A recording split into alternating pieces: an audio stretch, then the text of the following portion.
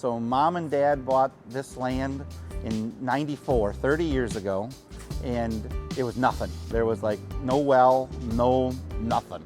We started by growing vegetables around here, and I was in high school, and we raised fruits and vegetables. Didn't have a greenhouse. We had a little roadside stand, and then like the second or third year, we started buying finished vegetables and sold them.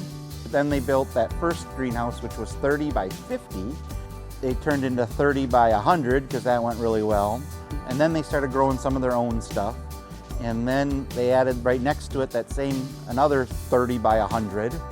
So it's always been, you build on. You start with little and you go, as things got better, you built more. Wherever there's empty space, you added.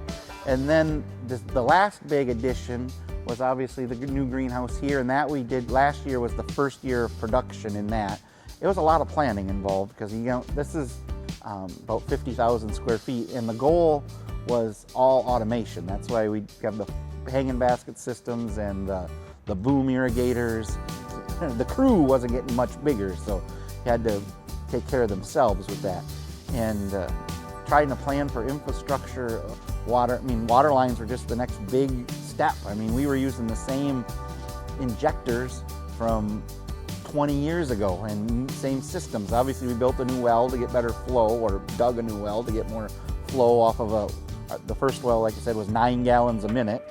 And now just excited to have a system and automation. I mean, we're hand mixing fertilizer and hand mixing the acid for the pH and stuff like that. It's just a lot of work as far as, and you got to babysit a lot. That's what we're excited. This new system will be a little more hands-off as far as automation, and it's testing to stay up to date because I mean stuff changes. We didn't realize how much water these boom irrigators take. I mean, when we were watering the tables here, that was basically all the flow the water that our system could handle. So I mean, you could maybe have one more person on a hose somewhere else, but if those were going and one at a time, I mean, we had 3, and the goal always was, we didn't ever think we'd get them all running at the same time, but we were hoping for 1 or 2 at a time. And then a huge struggle, and nobody taught us this, but with the water by weight system, which is an amazing system, that weighs the baskets, and each basket just gets a short little burst of water. So it's not enough to cycle the injector. So we had 1,500 Cali baskets hanging up there that had the wrong pH and the wrong EC. And we figured it out once we looked at them and seen these baskets look horrible. What's going on? And that's when we figured out, well, we don't hear the injector clicking when they're watering, when the old injector clicks when it runs. And that's when we figured out that it wasn't moving enough flow to cycle the injector.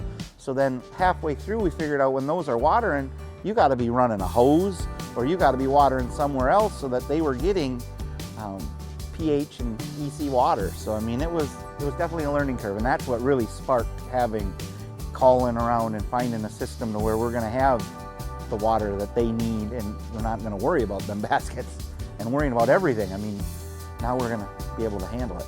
Water is what is the lifeblood of the greenhouse. So I mean, being able to have as much of that as you need is amazing, especially for timeline. I mean, if you can have, like before, it was if 3 people were watering on a hose, that was about the max of what you could do. You'd start noticing your pressure would get way down.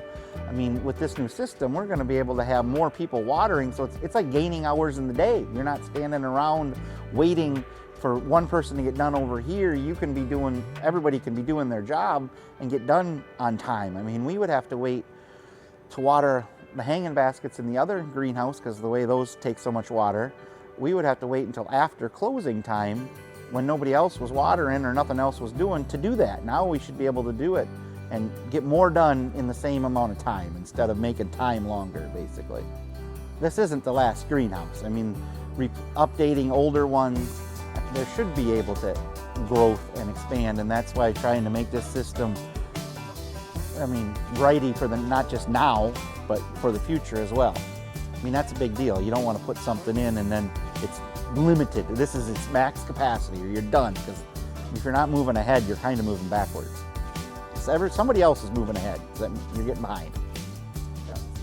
Yeah, I mean, it's just exciting to know, like I say, we spent all this money on this, and last season was a big learning curve, so it'll be exciting. And we got good product out of this, and stuff went okay, but we're so excited to know that this year, water won't be a concern. I'm sure there'll be a concern somewhere, but water won't be the one.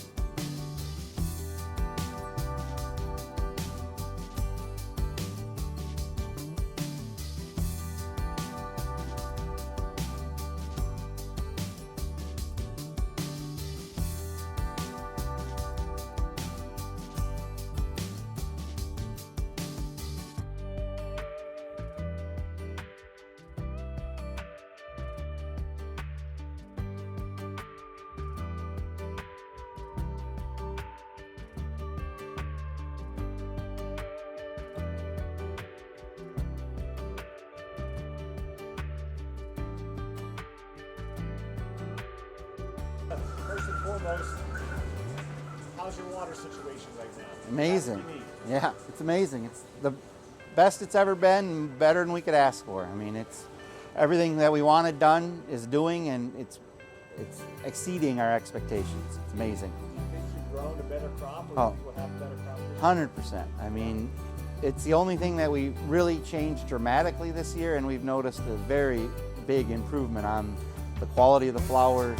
Just everything's growing nicer, less transplanting loss. I mean, there's always some, but it's like just much better. What's your work staff think? They love that. I mean, nobody ever worries about too many people watering, or if somebody else is doing irrigation, as far as like running a boom or running drippers somewhere, and they don't lose their water pressure. And I mean, it's if you want to water, you can water. There's no wondering how many people can get stuff done. It's pretty awesome.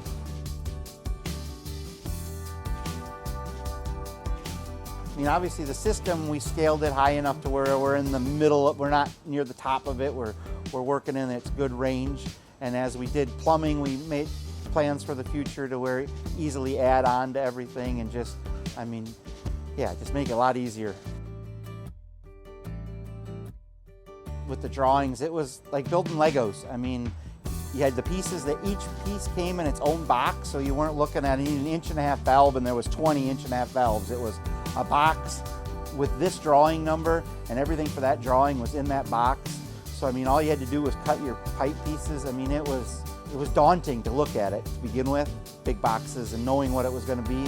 But after we started, it was easy. And I mean, we made some mistakes along the way, and I mean, we were doing a weekly phone call that was pretty amazing, and things we screwed up got taken care of right away. Like we cut a pipe where we shouldn't have, and next day the replacement piece was here. I mean, it was amazing. I mean, Jake, he's Jake from Dramm, not Jake from State Farm. That's how he is in my phone. That's how I could remember his name. But he spent a week here, but it was amazing. I mean, he got the stuff that we would have probably beat our head against, controlling or setting up the controllers for the pumps. I mean, that stuff would have drove us crazy. And he worked morning to night. I mean, it was awesome. It helped us with issues. I mean, got things figured out. I couldn't ask for. Jake was awesome. Yeah, I mean, every time I needed something, it was a phone call or an email away, and it was there. I mean, Amanda, I think was her name, did a great job keeping, so we knew when stuff was coming in with tracking and stuff like that, because, you know, it was coming in when we weren't open every day, so we had to make sure somebody was here to unload a semi or a truck or something like that. And I mean, Dan did great jobs. Yeah, everybody did great. You did great, Jared. We tried. Yeah. I always joke, you get what you pay for. And obviously the system wasn't inexpensive by any means, but the service, the quality, everything about it probably could have saved money, but I would have had with the headaches wouldn't have been less, it wouldn't have gotten done the same. I mean, and there would have been issues. I mean, just, you get what you pay for, and it's just worth every penny.